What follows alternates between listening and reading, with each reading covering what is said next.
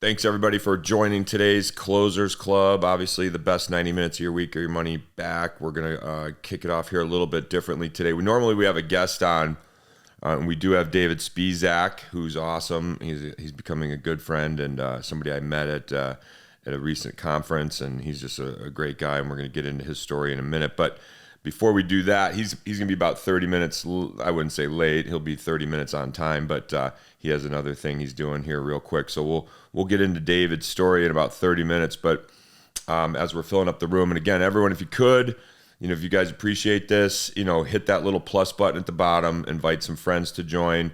You can also hit that little 3 dots in the upper right, and that will give you the ability to share this out. If you're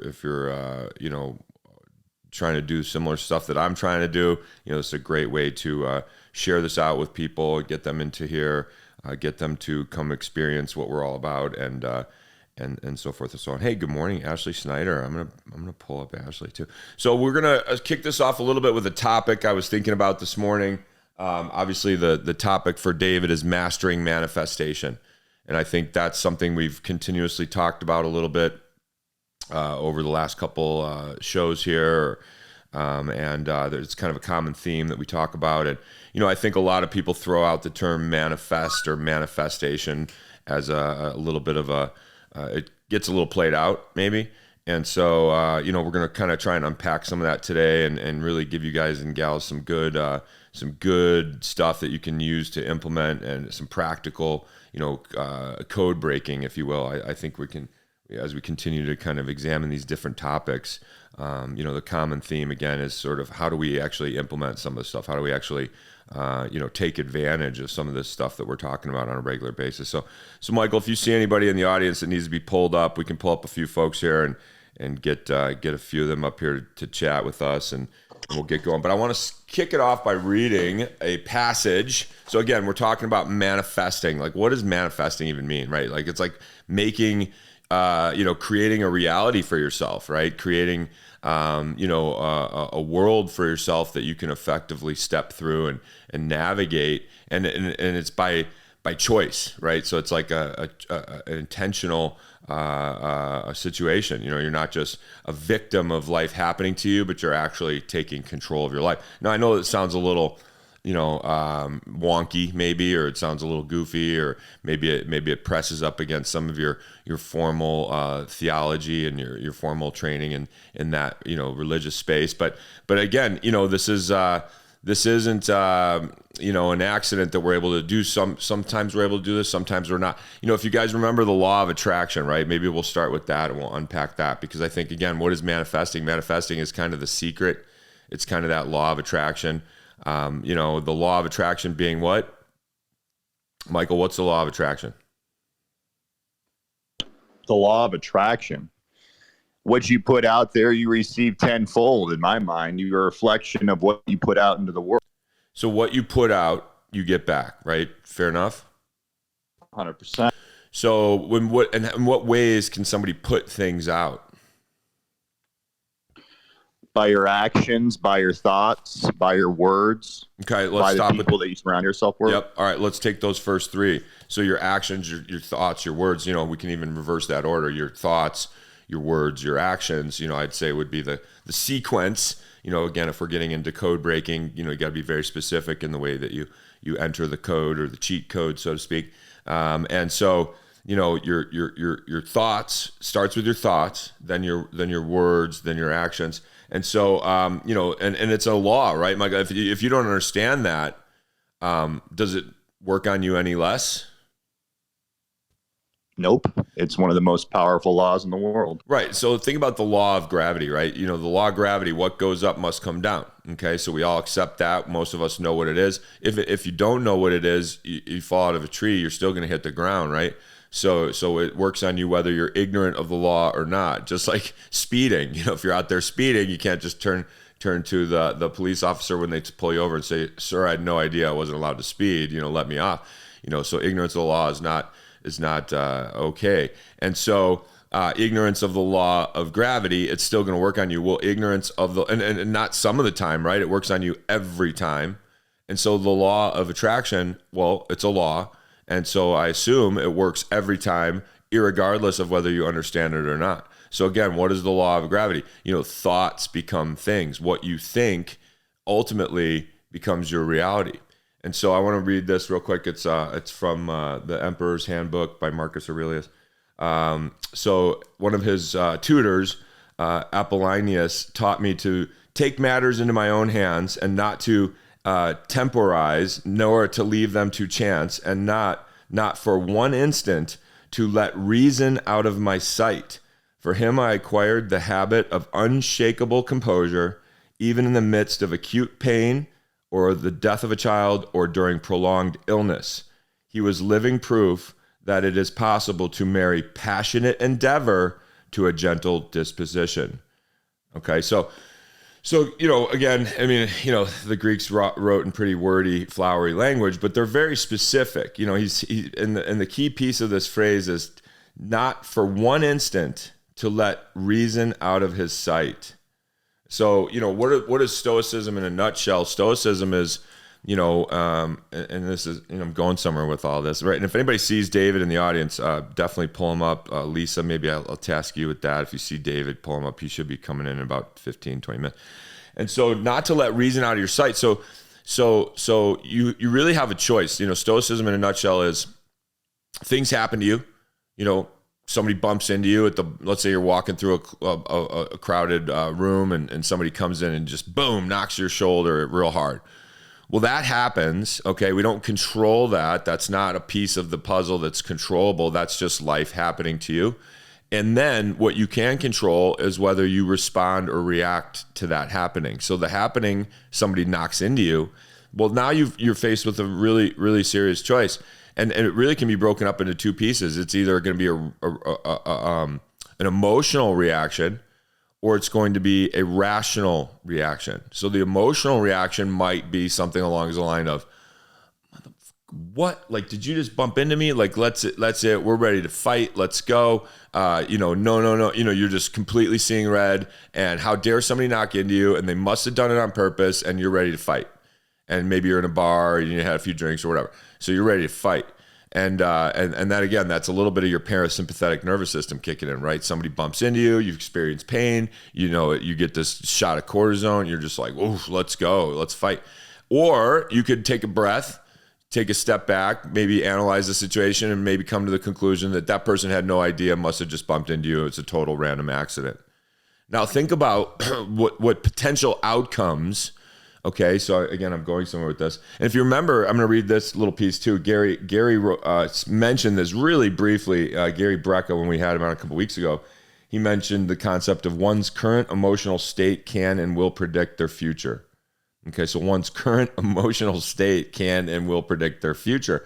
So if you think about, again, here you are in a situation that happens to you, and all of a sudden you have a choice to respond or react. So the reaction would be to be emotional. The response would be to be rational. And so again, if we read that original quote, never for one instant let even in the face of acute pain, the death of a loved one, or during prolonged illness, never for one instant let reason out of my sight. I mean, it's literally like the first line in the entire book. Okay, so what are they really stressing? They're stressing that you the only choice we really have is to decide whether to react or respond. Okay, so again, think about, now we couple that with this idea of emotional state. Okay, well, what's an emotional state? Well, they've actually studied this, right? They've studied the concept of your vibration levels. Okay, I'm going to make Lisa a moderator here too. Good morning, Lisa. Oh, shoot. Just moved you to the audience. Didn't mean to do that. So they've studied the idea of people's vibration levels. Okay, so vibration levels, they've actually corresponded each. Good morning, Claudia, and good morning, Lisa. So they've actually corresponded each vibration level to a number. Okay, each emotional vibration level to a certain number, and they gave them different scores, and they were kind of going through and they were listing all the different emotions. And obviously the lowest form of vibration level would be hate, anger, jealousy, bitterness, all that stuff. And then it kind of works its way up to some neutral, like contentness, is kind of a neutral, humble, whatever. And then they go all the way up to like, joy, ecstasy, happiness. But really at the top of the list was this idea of authenticity. And Gary was unpacking this for me the other day. He said, authenticity is one of the highest forms of vibration levels. So the thing about that, the vibration levels that we have, AKA potentially even the emotional state, can predict our future. So if you're vibrating a certain level, and we've all experienced this, and to get this back to law of attraction, let's say again, Michael, you're vibrating a certain level, right? You're a fairly successful guy. You get a lot done during the day. You've got high energy. What kind of people are you going to attract into your life? What kind of people are going to take notice of a guy like you? You have to become the best version of yourself to attract the best in others. And so hopefully high level people. Exactly. So, you're vibrating on a high level. So thusly you're attracting in high level people into your life. You're going to places that the vibration levels are through the roof. You're getting into rooms where there's very successful people. I mean, Lisa, we've talked about this quite regularly. Claudienne, you're also a great example of this. I dare say most rooms you two go into, there's probably some pretty awesome people in those rooms, right? Yeah, Brian, like you. Well, appreciate you, but I wasn't fishing for a compliment there. But No, but you know what I'm saying? Like true. you aren't in small rooms, right? I mean, you're in some big rooms with some big name people, and you don't just get in there on accident, do you? No, I'm very intentional, and I have been for a long time, about who my friends. In fact, he's already left the room, and darn it, I wanted to bring him up. BC Moto, the most famous car designer in the world, dear friend of mine, was just in the room here. And, he was Mattel. Mattel hired him to build the 50th anniversary Hot Wheel. And he and I did a TV show together in Canada. And, so I look at the people that the bigger the room, the more people you meet in your life, the more people that you bring into your universe, and the more people you help, the bigger the room will get for y'all. The bigger and the better. Because I think Michael said, to the point of the way that you vibrate and the way that you attract people, is that you share success and you celebrate others' success and you help other people become successful. At least that's worked for me over the years. Yes. Yeah, I mean, no question. And so, but even, again, how do you even get into these rooms? How do you even navigate these rooms? And, I talk to a lot of people, the business we're in, you're talking to a lot of people all the time. And, you start to hear the same sort of word patterns. And, and I know Lisa and Claudia, and you guys can definitely attest this. Michael, you're now experiencing this a lot the more we hang out with people like the Cardones or people like Brandon Dawson or Glenn Sanford. They're very specific in their word choice, right? I mean, every single word that comes out of their mouth is like, and now they do it in real time. They're so good at it, but they're very curated, right? So their word choices are very, very specific, and that's not an accident. And it's not an accident that they're at a highest level too. And so you start to and again, what's the secret? What's the law of attraction? What you think is what you say. What you say is what you do. What you do becomes your legacy, becomes who you are, becomes your reality. So again, we're talking about manifesting. Well, what's and now, by the way, let's add a little, we can add a little bit of, religious history here. If you read the Bible, the first thing in the Bible is, in the beginning was the Word, right? In the beginning was the Word.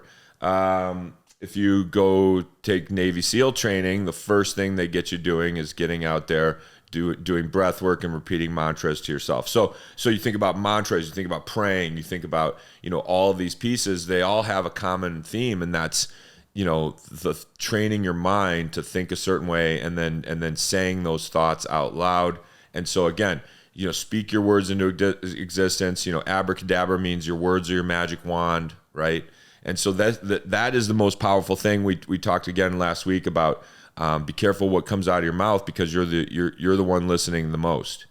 And so, if thinking it's bad enough or could be good enough, and if you think about our power of our factor of manifesting, good morning, Rashid. If we think about our power of manifesting, Good morning. how's it going? How's it going in Chicago today? It's wonderful in Chicago. I didn't mean to interrupt. No, I'm just pulling up some people that might want to contribute. So words are your magic wand. Think what you say is what you do. What you do becomes your reality. Well, let's say thinking something, it gives you a power of 1, 1x, we'll call it. Saying it is a 10x on the manifesting score. Writing it down is a 100x. And then actually, taking action or doing something about it, 1,000x, right? So again, what you think you need, and this is where it all goes sideways for a lot of people. They start to literally talk themselves out of stuff. They'll start to say things that are negative. They'll start to say things that are limiting beliefs. And so again, we're just trying to unpack the power, what it actually means to manifest. I think this is very relevant to a lot of folks in the audience and a lot of people. I see a lot of family and friends in the audience. This is where my head is at a lot of the times. And I'm training myself as much as possible. Now, how do we train ourselves to take control of our emotions? Well, that's a great question. And anyone want to take a stab at that on the panel here? How can we train ourselves to be less emotional? Well, I mean, I think that it's high emotion, low intelligence, right? And the worst decisions I've ever made have been in a high emotion state. So I think it's, the 5-second rule, the 10-second rule, or the 24-hour rule, right? 5 seconds, you don't say anything. 10 seconds, you might respond. And if it's a big something, you need to sleep on it. Yeah. Yeah, that's a great mechanism. For sure. And again, I mean, and by the way, everybody's guilty of it. I'm guilty of it. I was in Chicago last week and, we had a couple drinks at dinner and everyone was getting loud and talking at each other, not with each other. And so, I'm guilty of doing that stuff. Everybody's guilty of doing that stuff. I'm guilty of responding or reacting to my children, to my wife. It's almost like the people that you love the most, you almost have the most emotional output with, because I do believe at some level you are letting your hair down a little bit. We put on our psychic armor, our emotional armor to go out and heal and do battle with the world. But then we come home, we take our armor off, and then we show our vulnerable side, and sometimes that's an emotional state. So I understand that. I think that's also why children who are like model citizens at school come home and they're just like complete emotional wrecks at home, because they're putting on their brave face during the day, and then they have to kind of let down their hair a little bit at home. So but that's because they trust the loved ones to like not take advantage of that, right? So it's not always a bad thing if your children are super emotional at home and they're amazing outside the house. But let's let's unpack. I think there are some other ways. Michael, what were we doing yesterday at 6 a.m. or about 6:30 a.m. yesterday morning? What were we jumping O'Malley. into? O'Malley, yeah, O'Malley. What were we doing? Yes. Sorry, I was trying to find the mute button. We were working out at Lifetime Fitness, jumping in cold water, doing the heat, building our muscle, getting our minds right for the day.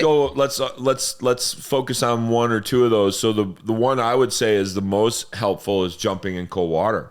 And why is jumping in cold water so important to this whole conversation? A lot of folks see me do it on a regular basis. They know a lot of us do it. What's when somebody sees it for the first time, what's the first thing they say?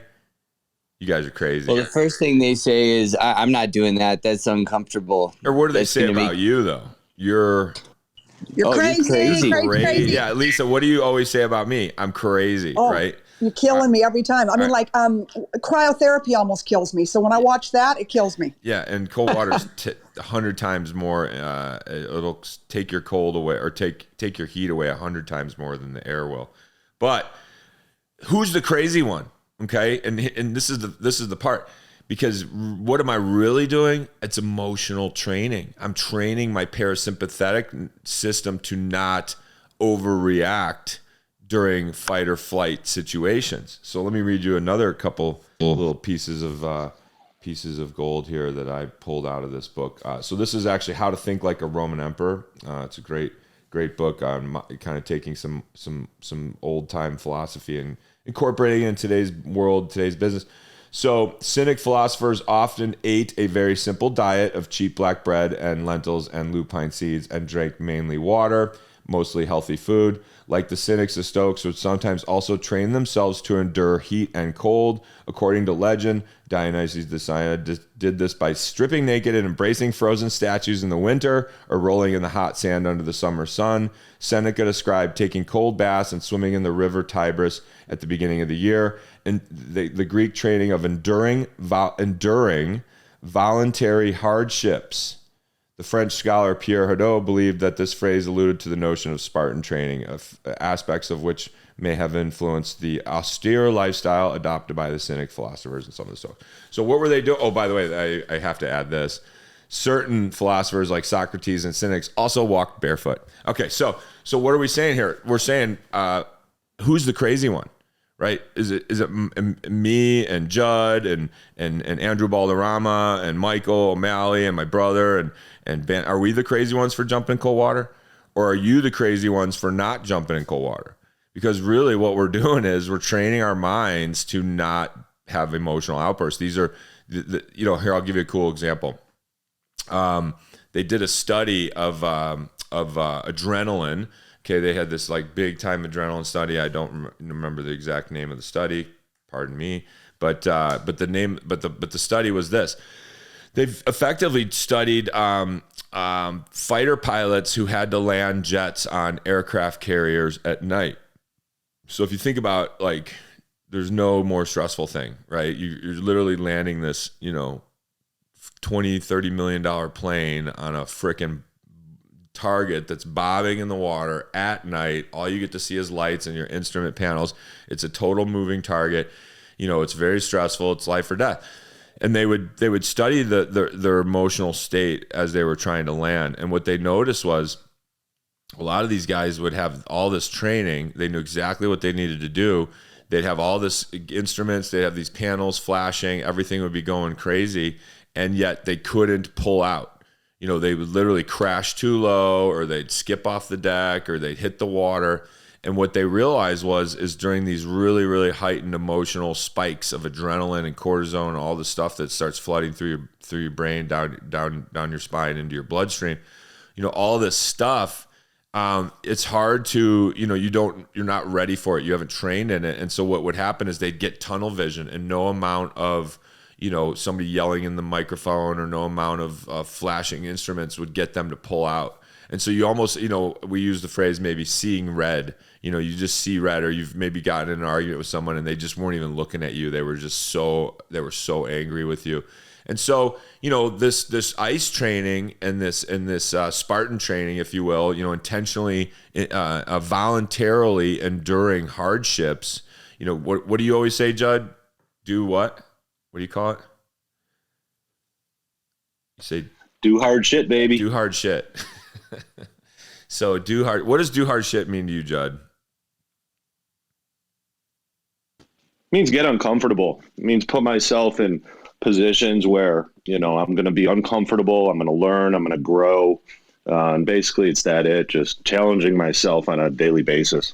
Yeah. Put yourself into tougher situations so that when real life tough situations get thrown in your face, you're not only ready for it, you're probably going to be excited about it. You're going to be, I gave out some coins a couple months ago at an event, and they said, the obstacle's not in the way, the obstacle is the way. And so again, and by the way, folks, I'm just killing a little bit of time until David gets in here. We're going to have a great guest on in about 5-10 minutes, David Spisak. He is a master of manifestation. I'll talk a little bit about David before he gets in here, but then when he gets in here, I'm really going to get into the story. David, basically with a high school diploma, he's literally worked himself through becoming one of the top people in the automotive. And actually, Lisa, you could probably give David's resume better than I can because he comes from your old stomping grounds. But, he worked his way up to being on the board of directors for the San Francisco 49ers. He's created training programs. He's helped thousands and thousands of people achieve success. And, he travels the world. He's an owner in some of the top restaurant chains in the world. And he's just, I'm literally still unpacking this guy. He's like an artichoke of success, every lead. David, Brian, one of the things, and then, you add all that, his impressive resume, but his wife is a doctor, and, really worked the height of the COVID, of what was going on with the COVID epidemic in New York. And so, they're very selfless people. I've known David for a long time. He's a friend, and he's really amazing. And his wife is every bit as amazing, because she is frontline doctor, and, she could have retreated from all this, and she didn't. That is amazing. Yeah. And, and by the way, a lot of times you'll see these really powerful power couples. We'll have to do a couples episode, get a couple of these power couples. I do see that as a common theme, or you see a lot of folks that have a right hand, or somebody that's really, and that's important. What does Grant always say? He said yesterday, one of their biggest mistakes him and Elena made was not partnering with people earlier in their career, thinking they had to go it all alone. So again, partner with folks, pull people in. Obviously, spouses, loved ones are very, they're right there. Obviously, it's a great choice, and then if you can, don't have that going on, find a partner, somebody you can trust, business partner, somebody that you can pull in to complement you. We can't be good at everything. You can't be a lone wolf. And that's going to create a lot of stress, and stress leads to inflammation. Inflammation leads to death, right? So let's get back to the topic. So we're talking about manifesting. So what does everybody think? I mean, I pulled some people up. We got. Go ahead, Sheed. I would say to add to what you're talking about when it comes to manifesting and the power of the word, right? In the Bible, it says there's life and death in the power of the tongue. So what I take that to mean is that your words matter to everything you do in life, right? And so you have to speak kindly to yourself, but you also have to speak truthfully to yourself all the time and on a daily basis, right? And so one of the ways to do that, I know as a Christian, we think about praying, right? We pray to God, and whatever your God is and whatever you believe in spirituality-wise, it's really just having a conversation, right? And you're just talking and talking your way through situations. You also, another way is meditation. Well, babe, let's unpack praying for a second, Rashid. Let's unpack praying, because you don't normally pray for bad stuff, right? I mean, and you're not praying for stuff for you, but you pray for good things to happen for other people, for the world, for yourself, for your family, right? You're not praying for bad things, right? Yeah, no, I never pray for bad things to happen to anybody. As a matter of fact, I pray for people that I don't like, to be honest. We don't always like everybody. So I try to pray harder. Positive things. Yeah, pray hard for myself, but also pray hard for that person, right? And so you definitely want, and it's not always asking for things, right? A lot of people think about God, and they think about, well, what can God give me, as opposed to helping me see through a situation, right? Not taking me out of a situation, but helping me see my way through a situation that I may not like, I may be uncomfortable with, and so. But what I like about what the praying piece is that it's literally mental. You're programming your mind. It goes right back to what you say, what you think is what you say is what you do. What you do becomes your reality. So prayer is such a key form. I mean, you look across every culture, every civilization throughout history, and almost every single one of them have some sort of mantra, some sort of chant, some sort of hymnal, some sort of prayer that they just repeat over and over and over and over and over. And it almost is like a mental training exercise. Wouldn't you agree? I would 100% agree. And, one of the best ways to do that is through meditation but walking in nature. Studies have shown that walking out in nature, as opposed to if you're not one that can jump in the cold water or do the other things, right? Walking in nature, connecting and getting back close to nature has been proven to help with a person's mental state as well when they're dealing with tough things. So doing that prayer while walking through, say, the forest or something like that, or a forest preserve, is something that's also truly, hugely beneficial to your psyche and your emotional state. Yes. And there's actual studies that being in an earth environment or around trees or old growth forests, there's actually negative charged ions that your body's picking up. That's why we walk barefoot. By the way, if you're going to walk through, a really nice, obviously if it's like rocky and, like walking on glass, wear some shoes, but a lot of these paths are very nice and easy on your feet. A lot of these trails, a lot of the, walking on a beach. Well, why is walking on a beach so powerful? Why were the Stoics doing it? I'm sure, you look back, the early Christians, all these very powerful theosophical people were probably walking around barefoot, but there's actually science behind being barefoot too, which is your feet are some of the most scientifically designed evolutionary tools that we've ever seen. And so your feet, if we've all heard of reflexology, right? You go get a foot rub and it feels great. It's like your whole body, you're just like, oh my God, what reflexology is, all the nerve endings of all your vital organs dead end in your feet. So there's like a little chart that says if you rub the pinky toe, it's like rubbing your heart. If you rub the middle part of your foot, it's like a kidney rub. Well, why? And that's true, right? So, the nerve endings go all the way down to the bottom of your feet. But why would like your, heart, why would your, your lungs, your liver, why would that spend the biological evolutionary energy to shoot a nerve ending all the way down, to take all that time to get down to the bottom of your feet? Anybody want to guess? Okay, well, every cell needs 5 things, in my opinion. Every cell needs 5 things. 4 of them are delivered through the bloodstream. That's heat, liquid, nutrients, and oxygen.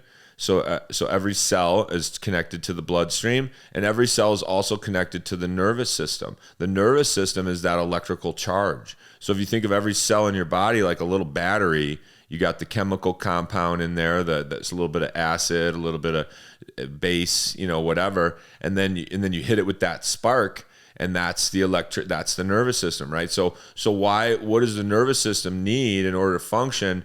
They call it grounding. There's a certain frequency that your nervous system likes to be in, and so if you think of the nerves that shoot down to the bottom of the ground, think of them as like like a plug for an outlet. Okay, so your heart is shooting this plug system all the way down to the bottom of your feet, and it needs to be plugged in. What does it want to be plugged into? The earth. Okay, so your feet need to be plugged into the earth in order to nourish and feed your electrical system the proper neurons, electrons, right? Ions, right? So think of your feet as like plugs that are or straws that are slurping up the electrical energy of the earth. Now, what do? We wrap them in rubber. Okay, is anybody an electrician on the stage? Anybody know what happens when you put rubber between a current? It cuts it off, right? It like completely severs the electrical charge. It insulates. We think it's good to be insulated. Well, it's not so good when your body craves and desires and actually requires a certain form of electricity to be pumping through it. So the other thing your feet do, which is equally and awesome and impressive and important, is that it releases toxins, and it also absorbs minerals. Okay, so your feet are like a mineral straw. They're like a mineral recycling center. They literally release toxins, and then they suck up important minerals to nourish your bloodstream. Well, think about this. We wrap them in plastic again. We wear shoes. We wear rubber shoes. We wear plastic shoes. We wear leather shoes. Usually they're plastic or some sort of synthetic. We have these microfiber socks on now that are like rubber bags, waterproof. Well, so you're now releasing toxins, and guess what? You're slurping back up those toxins. And so now instead of releasing toxins and bringing in fresh minerals, you're literally recycling toxins throughout your system. So, are shoes a good idea or a bad idea? I could argue. Hey, David. All right. Hey, we were just killing time here talking about. Let me make you a moderator, brother. Come on up here. So, good morning, David. Oh, I moved you to the audience. That's not what I want to do. Come back up, David. I promise. Good morning, David.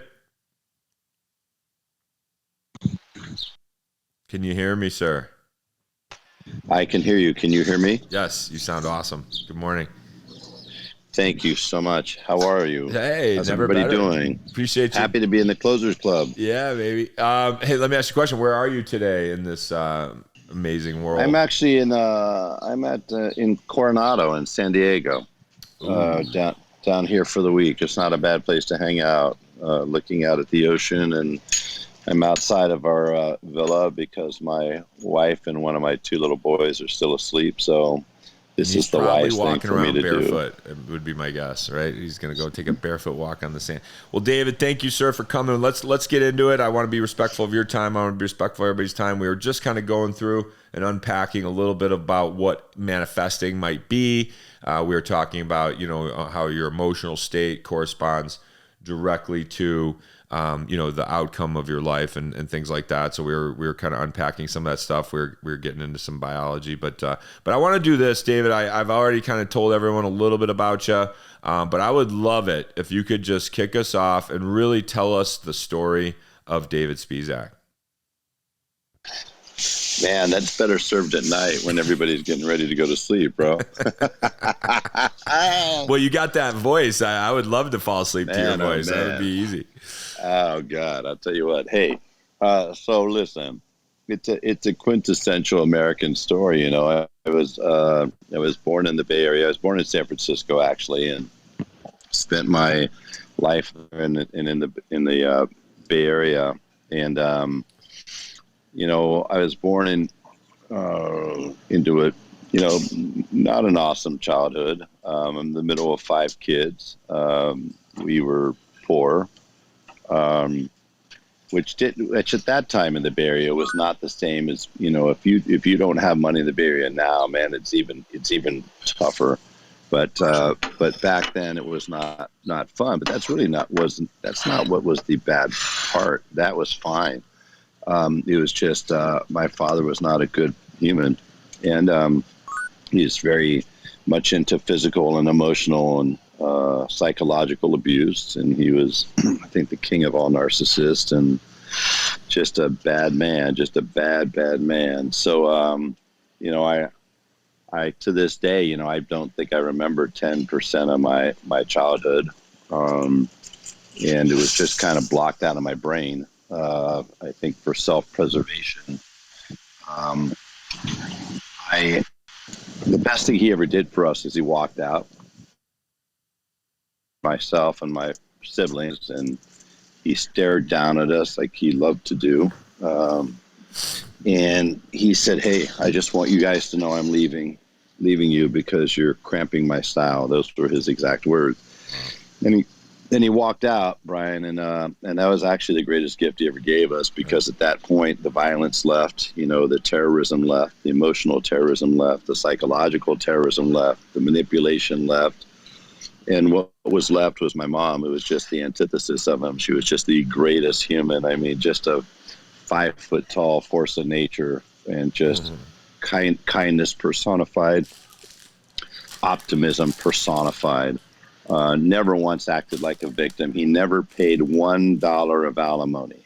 And she never complained. She just went out and got a job, and had never worked before then, but she got a job, then she got a second job, and she got a third job, and then she started going to college at night to get a 2-year degree, all that so that she could get a better job, try to take care of her kids, because he wasn't. And, she was an executive assistant. She went from being an administrative assistant to an executive assistant, which was a better paying job. But I don't think my mom ever made, I don't know, $36,000 a year or something. Was maybe a little better than that. Correct me if I'm wrong, David. It got to the point where she was literally running the companies for these major guys she was working with, right? No, thank you. She was an executive assistant for a number of companies, including Visa, and so she did what executive assistants did. But in a different time, she would have worked her way. And like if she was doing that today, oh my God! Right, if she's doing that today, she'd be running the place. But those were different times, right, man. That wasn't in the cards for mamas back then, and unfortunately, but she did her thing, and she took care of us, and she paid her bills, and never missed a payment. Had flawless credit, taught us to do the same, and and to be good humans and love all, serve all. And but despite that, I started to act out, without having a father figure at home. I acted out, got into trouble in high school, got into more trouble. And I got to the point where I really felt like I was going off the rails. So when I was just out of high school, something told me to jump in my car and drive over to an enlistment office, like instantly. And I jumped in my car, drove to Oakland, and I walked in. I said, I want to enlist. And I enlisted that day, went off to the service, served my country. But I was also serving myself, in all honesty, because I just needed the kick in the ass. I got out of there, was given a month to find a job to get off of the rather audacious $747 salary the government was paying me at the time. And I fell into a job in the car business. I spent 25 years in the car business, worked my way up into being, very quickly in my first year, I worked my way up into being a manager, and then ultimately into a general manager, and finally as a dealer. We sold that dealership to a publicly owned company in the year 1999 for a good amount of money. I got then drafted into becoming a corporate executive for AutoNation, which was the biggest auto retailer in the world.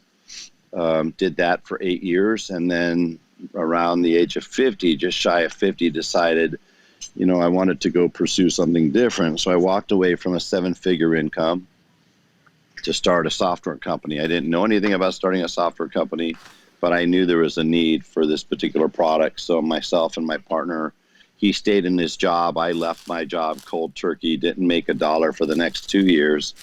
And we started this company. Well, 6 years after we started, we sold it for a lot of money to a multi-billion-dollar privately held company. I've done that 2 more times. I today have 5 new software companies, 2 consulting firms, a virtual training platform that is going to get launched in about 45 days. I'm a partner with Jay Abraham, greatest marketing consultant on the planet. He and I are partners. And then I'm also a private investor in a lot of different companies. One of my companies, my wife and I we're the seed investor of a company that just hit $1 billion last week, which is phenomenal. And I'm an advisor to 3 other 9-figure companies. You also are an owner investor in some of my favorite restaurants, right? I am. I'm a partner with Michael Mina in a 48 restaurant group called Michael Mina, the Michael Mina Group, and we've got some of the best restaurants in the United States. We've got one in Dubai as well, in the Four Seasons. Well, let me stop you right there for a second. Listen, your resume is unbelievable, but folks, you heard it. You heard the background story, right?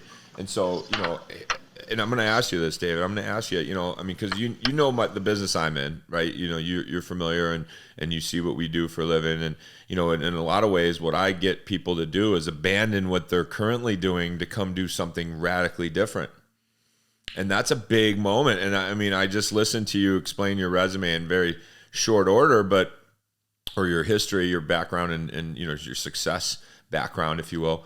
And you were jumping, you were making changes, you were embracing the unknown. You were doing a lot of this sort of taking risks, making massive changes to your life. And you had a phrase from the stage the other day when we were at Brandon Dawson's at the Mastermind. But would you mind unpacking some of that, kind of using some of what you are sharing with us, some of the mental, physical, verbal technology that you deployed on yourself in order to embrace these changes and make these moves?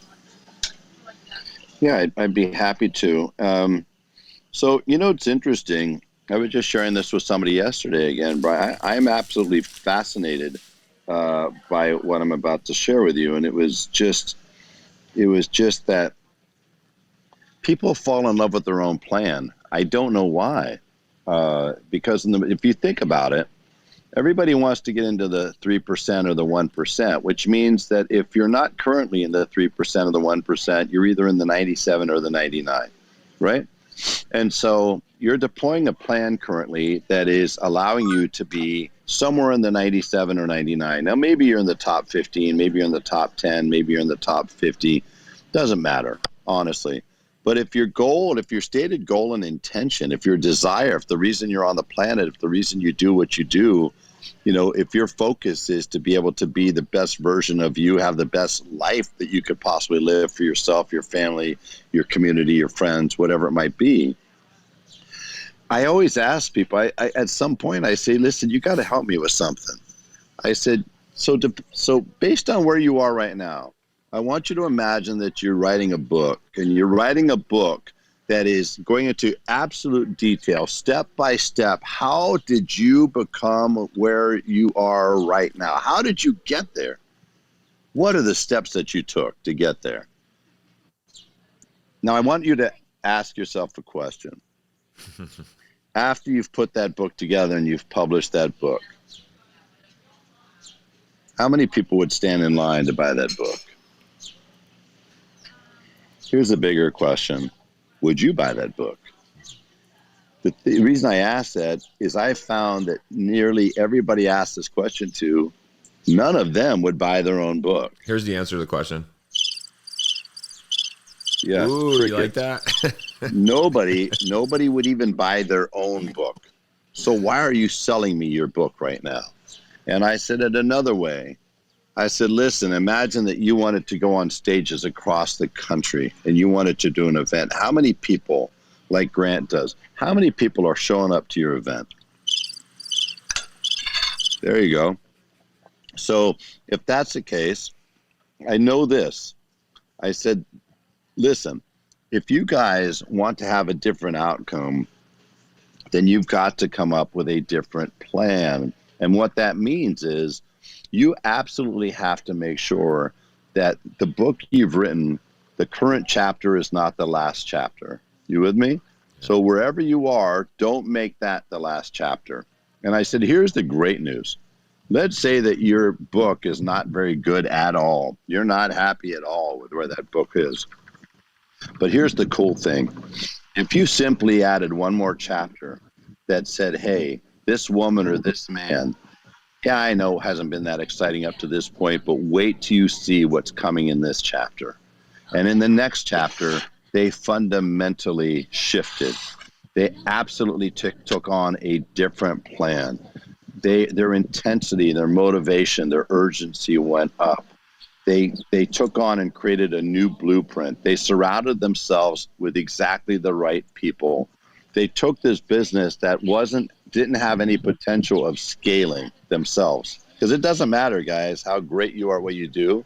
If you're it, then that's it. If you're it, that's it. If you're it, that's as far as you're going to go. You got to figure out how to scale your genius, how to scale, your ability to connect with people, how to scale your ability to close deals. But it starts with, you said, disrupting yourself. Yeah, and that was my term, is that, listen, you hear about disruption in technology and disruption on the stock market and disruption, with Uber and with travel, with Airbnb, but you've got to disrupt yourself. If you don't disrupt yourself, then that means that you're just going to be settling into right where you are. And the problem with that, it doesn't matter if you're making 50 grand, 100 grand, or $1 million a year or more. You're making that so long as, provided you continue to do what you do. The minute you don't, because you get disabled, you get a long-term illness, or worse, or let's just say you retire. Let's just say, man, I'm 55, I'm 60, I'm 65, I'm 70, whatever. I'm tired. I'm like, I want to go enjoy life. I'm having a good time, but I want to go enjoy life. Well, the minute you do, that income ceases to exist. Worse yet, whatever you've created to that point, now that pipe turns on and that money starts leaving the building. There's no recurring revenue. So you've got to disrupt yourself. You've got to start writing a new book. You've got to be able to take on a different plan. And the reality is this: if somebody's not where they are, where they want to be right now, it's typically because they have at least 1 or 2, 3 things they do on a daily basis every single day that actually not only does it not allow them to move towards where they want to be, it actually actively disallows them. Let's say, for example, they get caught up in busy work. They're majoring in the minors. They don't have the support team around them. And so they're taking on a bunch of $25 an hour work when they want to be $500 or $1,000 an hour people. It's something like that. And then the other thing is that if you want to turn things around, if you want to flip the switch instantly and accelerate yourself where you want to be, you simply need to add 1 or 2 things to your daily regimen that you're not doing up till now that will allow you, will enable you, and will activate your ability to be able to move in the direction where you want to go. It's not, we make it so much harder than it really is. And I actually think, Brian, that, things like the fear of success and the fear of failure, I think a lot of times it's not, we don't have a fear. Check this out, everybody. We don't have a fear of getting to where we want to go. If you think about that, listen to that. It sounds preposterous. I have a fear of being happy. What? You do? I have a fear of living in a better life. What? No, you have a fear of taking on the tasks that it takes. Yeah. You don't have a fear of being happy. You don't have a fear of being wealthy. You don't have a fear of being rich. You don't have a fear of having control of your life. You don't have a fear of being able to do what you want to do and go where you want to go. You have a fear of taking on a daily basis every single day the habits and the tasks that a successful human has. Yeah. That's really what our fear is at the end of the day. How's that hit for everybody? Anybody feel that right now? So couldn't said it better, David. Well, like they say, averages, most people are average. Well, you're average. Glenn used to say most people aren't afraid of failure; they're afraid of success, and it's going to stretch you outside your comfort zone. But I think that's the missing link. What David just said was, it's not fear of the actual success; it's fear of the steps that it's going to take in order to become successful, and that's powerful. And just like we were talking about before you got in here, David, that some ways that you can disrupt yourself in fairly short order. We were talking about how to take control of your fight or flight, how to take logical control over your emotions versus reactionary emotional, letting reactionary emotional response to dictate and control your future. One of the things we were talking about was jumping in cold water, or taking a walk on the beach barefoot, or hiking through a trail, or going and those are ways you can disrupt yourself. There's actual physiological benefits, obviously, biological benefits, but it's a mental benefit. It's a mental training, if you will, that we just talked about. But I'm really curious, David. Again, you cover a lot of ground, and that was a huge takeaway for me right there. Was just this idea of you don't have to. I mean, obviously you can do some big things like jumping in cold water, but there are other little small habits that you can change, or things that you can implement in order to like he said, it's usually 2 or 3 things that you're doing that are working against your goal of success and time and financial freedom. He said you can quickly add 1 or 2, 3 things to your day. Can you maybe give us an idea, or take us through some of the things that you did in the past that were little changes that you made? I mean, one of the things that you could do is just insert and don't anybody write me hate mail. I always say this. Listen, I live every day so that 3 women, my mom, my daughter, and my wife can all vouch for the fact that I am a genuinely nice human who is completely passionately committed to giving back and making life better. But I'm also a terminally honest human. So don't.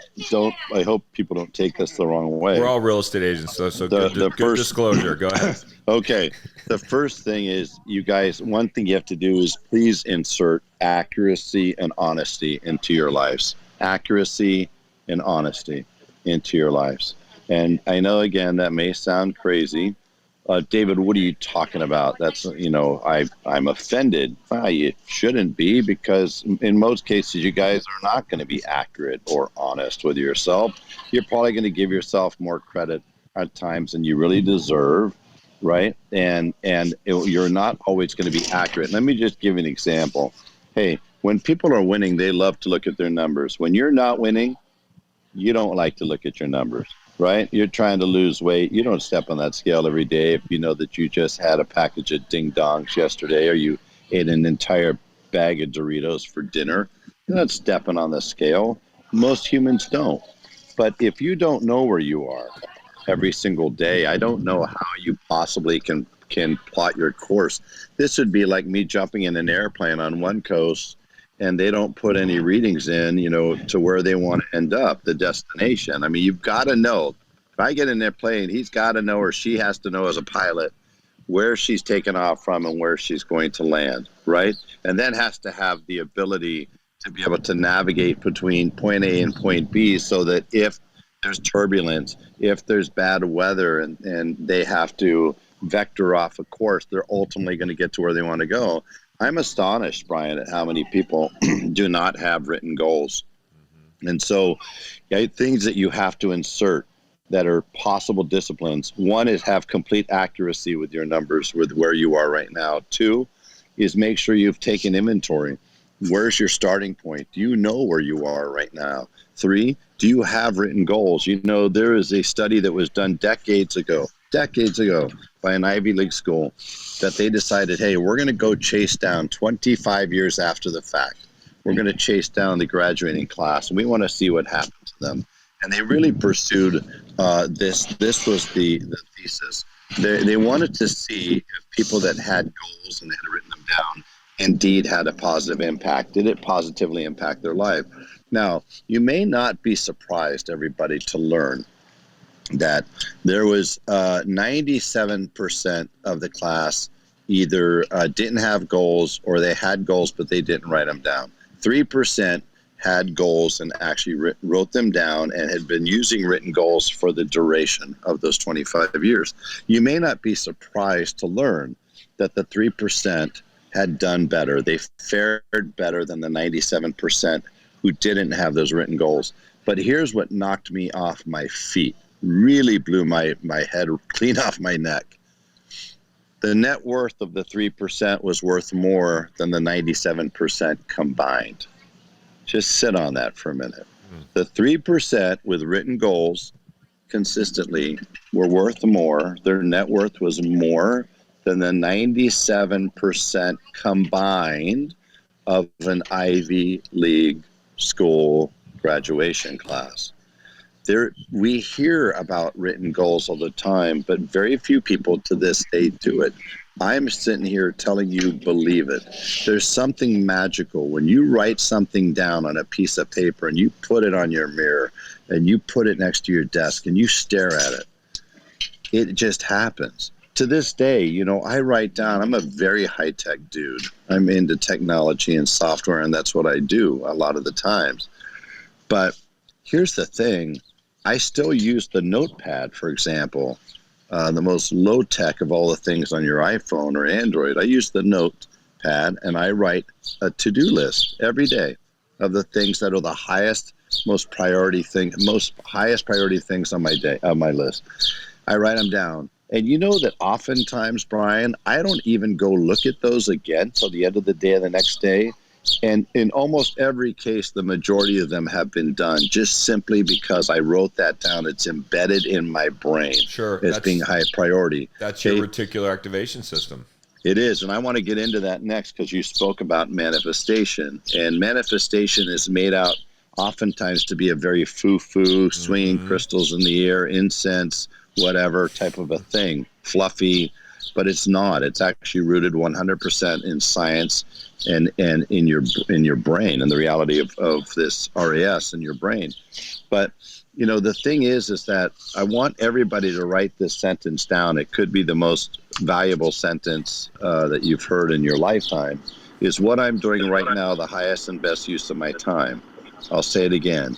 Is what I'm doing right now the highest and best use of my time? Write it down, put it on your desk, make it your screensaver, and look at that thing all day long.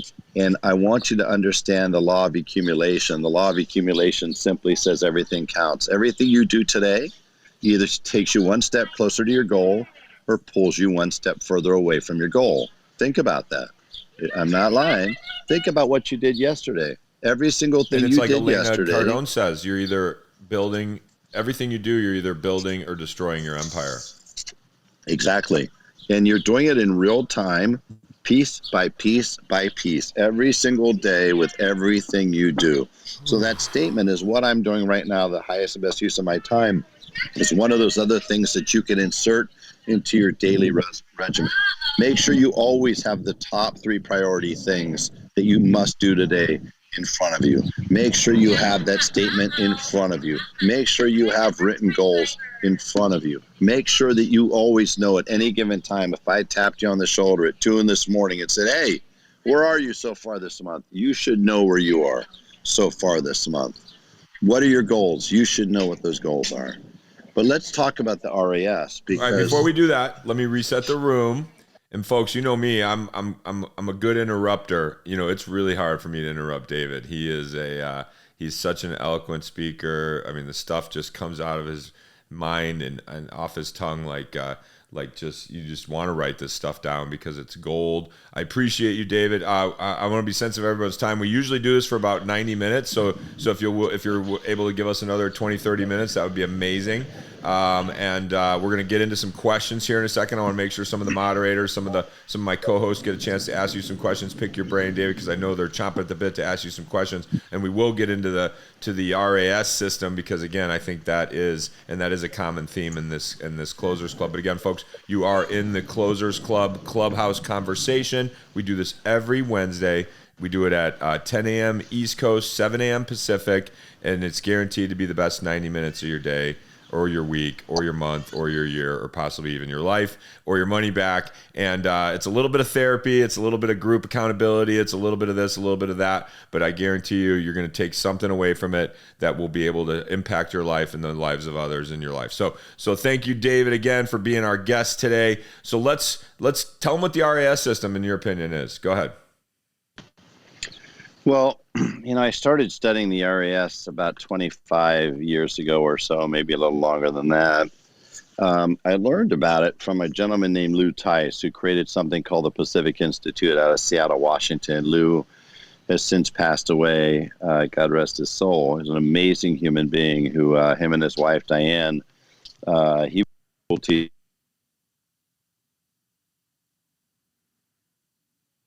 teacher in a Catholic school, and they had a heart for taking in kids, like foster kids that had been born into incredibly horrible circumstances. I'm not talking about, kids. Any kid without a parent is incredibly difficult. It's sad. But I'm talking about kids that were crack babies, for example, or who had literally were left on the street and forgotten about. Kids that nobody else wanted. They adopted or brought in the kids in the home. Everybody wants to adopt or bring in the newborn or the 6-month-old, the 2-year-old, 3-year-old maybe. Nobody wants the 12-year-olds and 14-year-olds that have had a tough life, and that's what they did. And he had developed a curriculum at the Pacific Institute, and I ended up putting it into our dealership. We invested about $300,000 a year in this curriculum and thought it was so worthwhile. And one of the things he taught us about was the reticular activating system. And the reticular activating system, simply put, is a filter. It's a brilliant filter that exists in everybody's brain that only allows things of value to come into your mind, to be recognized or acknowledged, and anything that's not perceived as value. And who creates this filter? Everybody can create rules folders in their inbox. We create our own filters.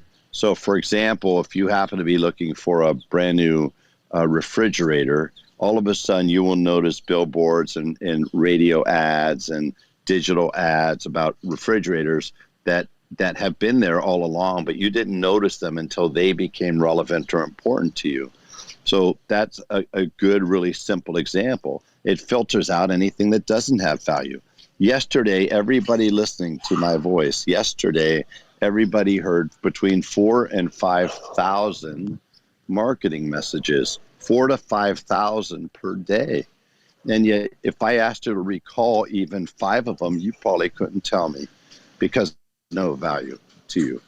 And so that's what this does. Now, here's what's really cool about your RAS.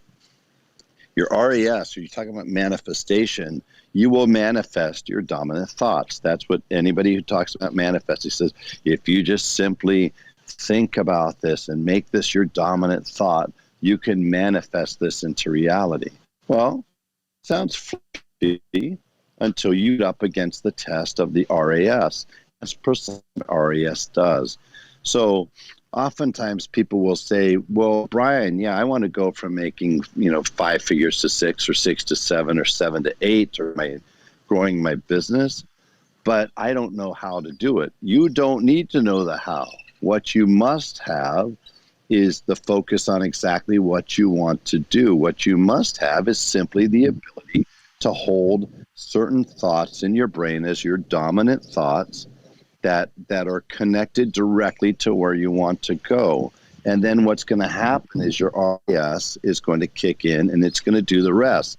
It is going to block out anything that does not have value with respect to taking you on this trip where you want to go. And it's going to allow into your, not just thoughts, but opportunities, people, situations that before you would have been blind to. You would have they just would have went by and you wouldn't have even noticed them. Yeah. But now all of a sudden you do. And so that's really what RAS is. And that's really when people talk about manifestation. If you want to manifest yourself into a better scenario, Brian, that really is what it's about. I've been calling it your make it happen system or your go and get it system. If you think about even back when we were hunter-gatherers, and we decide we were hungry, or we'd get a trigger that says we were hungry, and then we decide, we'd be intentional that we were going to go hunt, and then the brain would organize and conspire with the universe to produce clues. The funny thing about that, the phrase "success leaves clues," everyone hears that. Glenn says it all the time. Tony Robbins, success leaves clues, but they don't talk about the most important part of that equation, which is you got to go follow the clues. And then you got to implement the clues, put them into practice or put them into place. But that's really powerful stuff, David. I think that was let's go around the room. Has anybody got a question, comment? Is this hitting anybody in a certain way that maybe they open any eyes? Let's go around. Let's start with Michael Banovic. I want to go to the co-host first, and then we'll go around the room. Michael, what are you thinking, brother? Hey. Thank you so much for sharing your time. I actually followed you on Facebook, did a lot of background on you, and what an impressive soul. If everyone's listening, please follow David. Thank you. And also, one of my big ways, it seems like a lot of your success is cultivated at life after 50. What gives you the gas and the drive to do more and give so much back? Your wife and your children? Thank you. I appreciate you calling that out, because the thing my wife would tell you is that I am nonstop.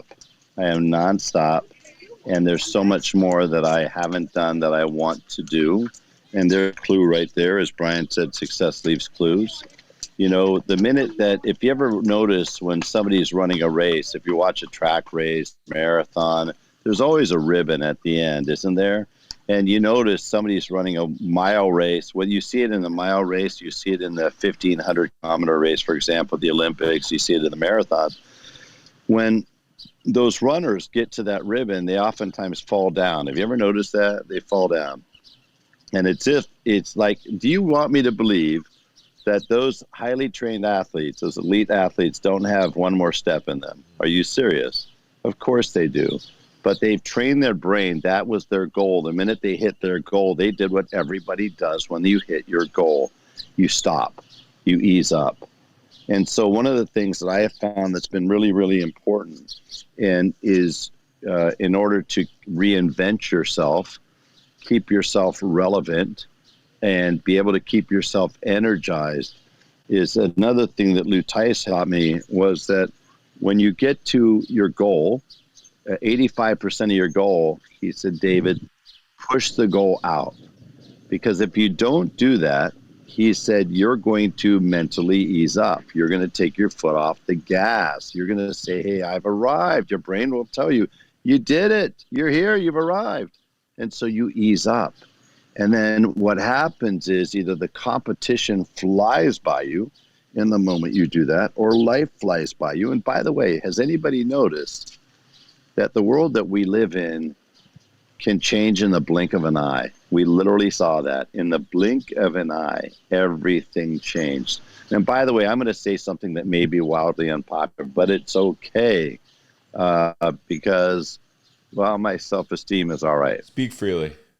But mostly because I'm always going to falter on the side of being honest.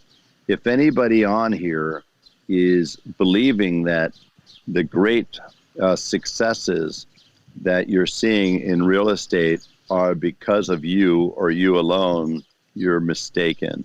It's a mistake. Don't fall for that trap. It's not true.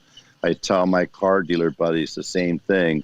I tell them, don't you dare take credit for any of this massive profitability. This was given to you.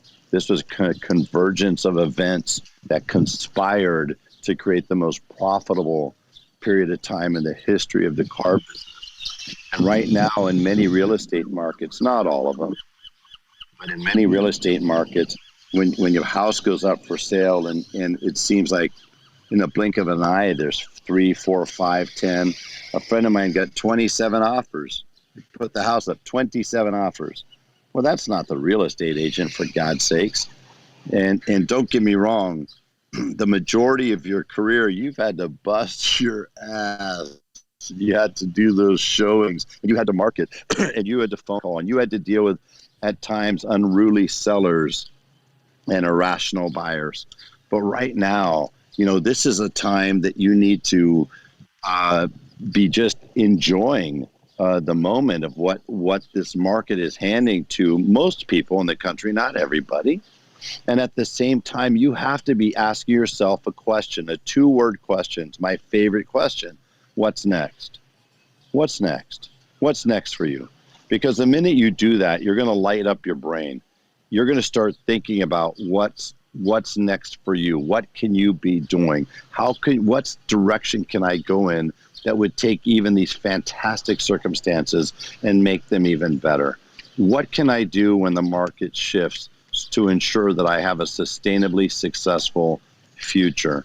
And so for me, I don't want to be so trite as to say, well, age is just a number. Well, okay. But funny, that number wasn't as sore when I was 20 or 30.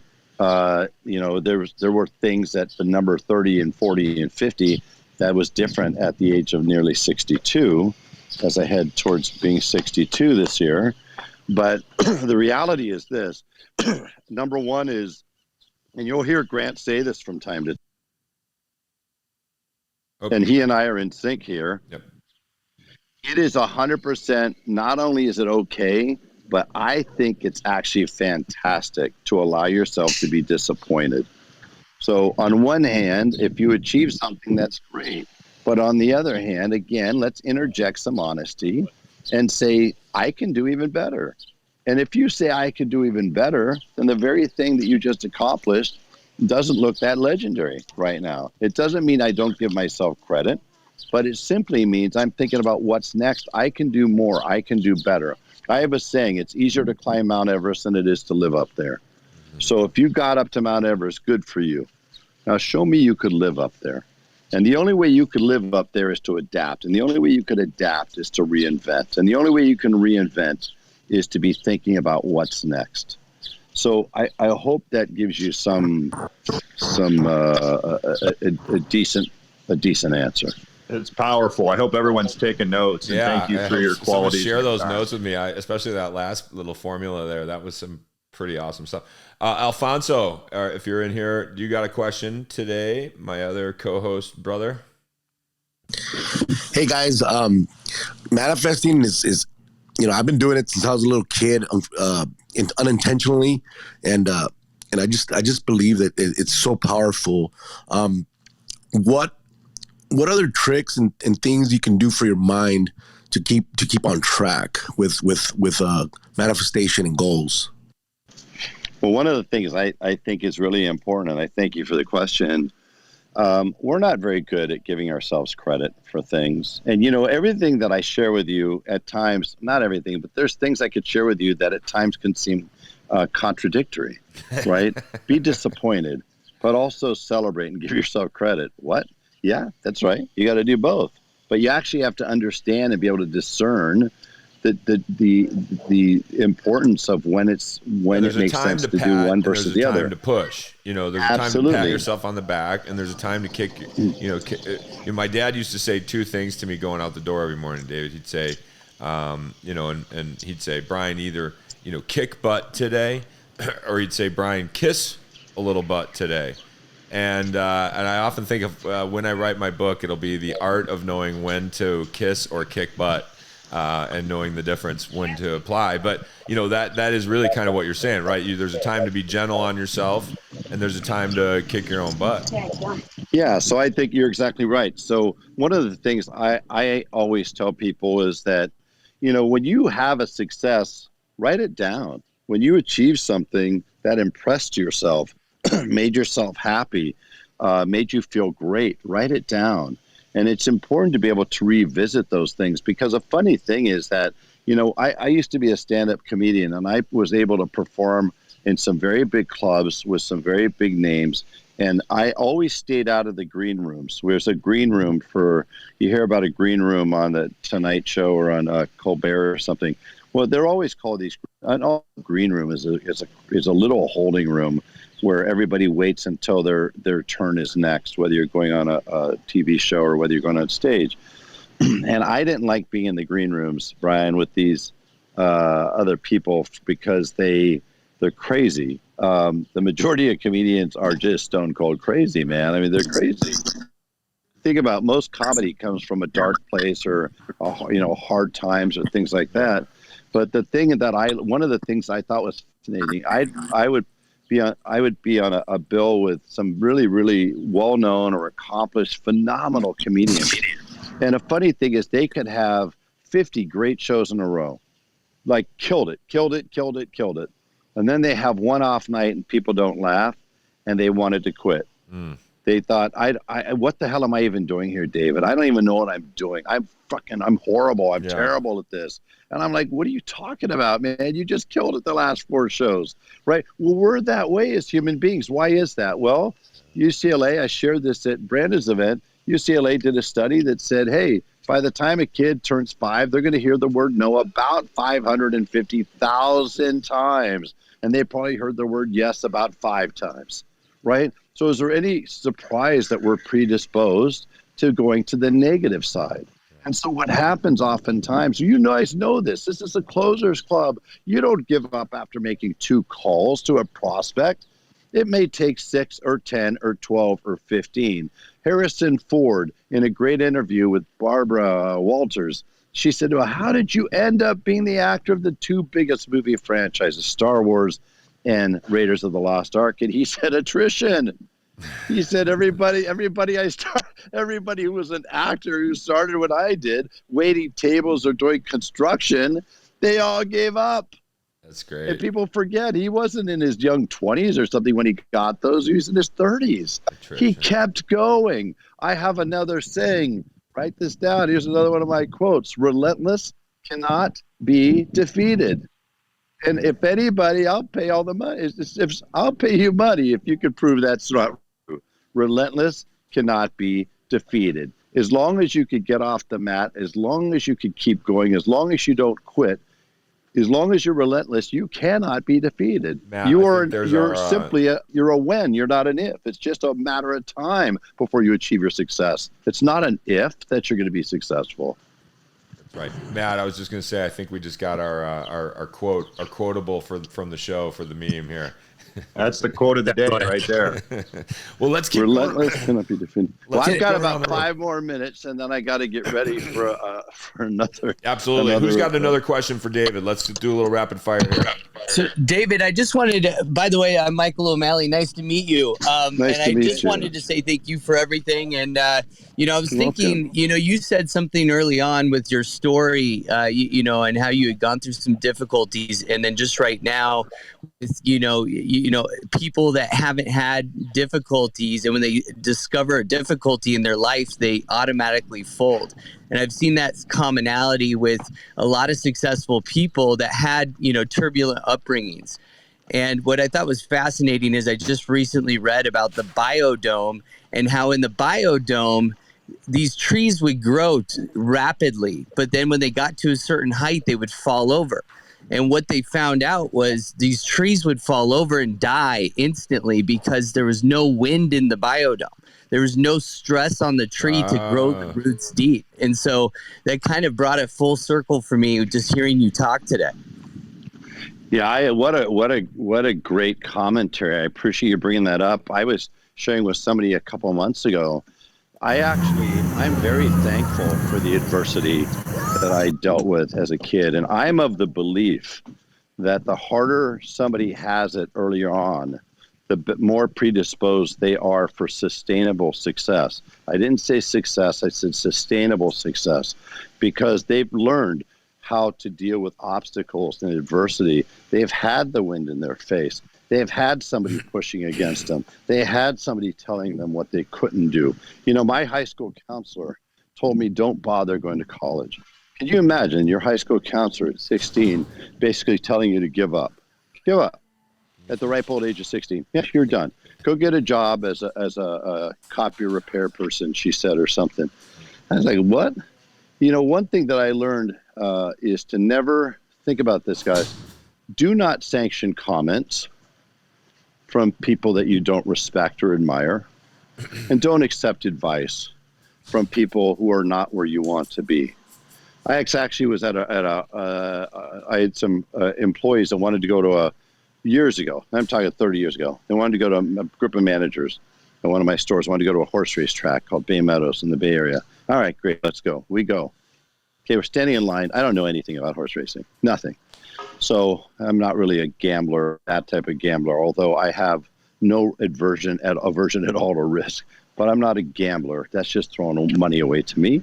But they were standing in line to make a wager. And a guy was nice enough to offer up some advice. Hey, bet on this horse and this horse. Okay, the guy who gave me that advice was drinking a bottle out of a paper bag.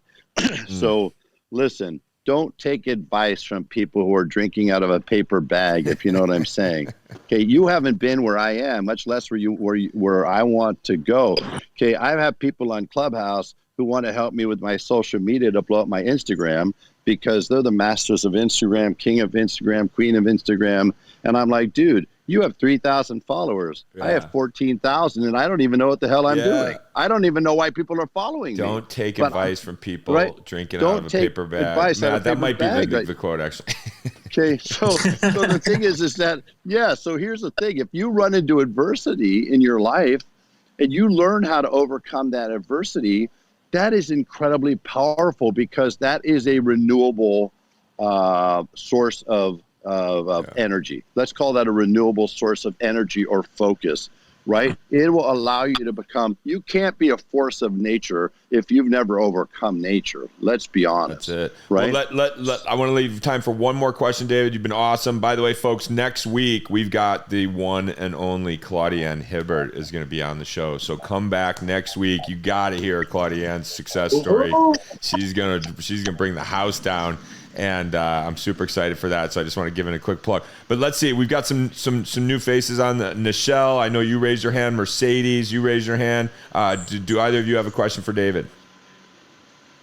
Or anybody else? Go ahead. Anybody that's jump on stage, go ahead, pop your mic on and ask a question. Hey, Brian, it's Lisa Copeland. Hello, my friend, Mr. Spisak. Hi, Lisa. Bring us home with the best questions, Lisa. Actually, one just comment. Hold on. Is this Lisa 300 Copeland? Yes, it is. What's that all about? Brian I was about to say Brian Benstock. Brian Culhane, do you not know? I hit 300 agents in my organization last night. I did know. I saw your thing last night. And I tagged you for your great Look leadership. at David knowing that already. That's incredible. What did you think? She was a great bowler? Well, Spisak's my Spartan friend, reference. and I have had many great dinners with him and Brian Benstock in New York City, masterminding, brainstorming. And so I want to hit you with a final, and I'd love your comments on it. You know, when I left the auto industry in 2016, you know, I wrote a book called Crushing Mediocrity because, you know, I felt like I was leaving mediocrity and I was ready for that next journey with people that wanted to soar. And so, you know, of course, I put our good friend Brian Benstock in my book as an example of somebody that crushes mediocrity on a daily basis. In fact, his daughter, Mercedes, is on the stage and she's on my real estate team now. But, you know, I'd like your comments, David, about mediocrity because so many people are comfortable with living in the middle. And so they use it as a vice and as an excuse. And I would love your comments on that because there's nothing about you, my friend, that's mediocre. You're very kind. Thank you. Mediocrity breaks my heart, man. You know, another saying I have is incremental improvement is a death march. We live in a world right now to where we are seeing people just do amazing things in sales, amazing things in their networks, amazing things in their businesses, where they're growing themselves or their businesses or their income by triple digits or 4 digits. So if you're just, you know, here's the thing, you want to know what the new mediocrity is? The new mediocrity is not keeping up with average. The new mediocrity is being just above average. You know, if you're growing by 5 or 10 or 20% a year, don't you dare fool yourself into thinking that you're on a good track. Don't you dare fool yourself into thinking that you're doing great. You're not. The thing is mediocre. Here's, you know, the great Jackie B. Cooper, if you remember, Lisa, back from the car days, he had the best thing for this. He said, you know, when you're average, David, when you're average, that means he had this Midwestern accent. David, when you're average, he says that means you're the best of the worst and the worst of the best. Put that on a business card. You're the best of the worst and you're the worst of the best. Okay, that's where mediocre lives.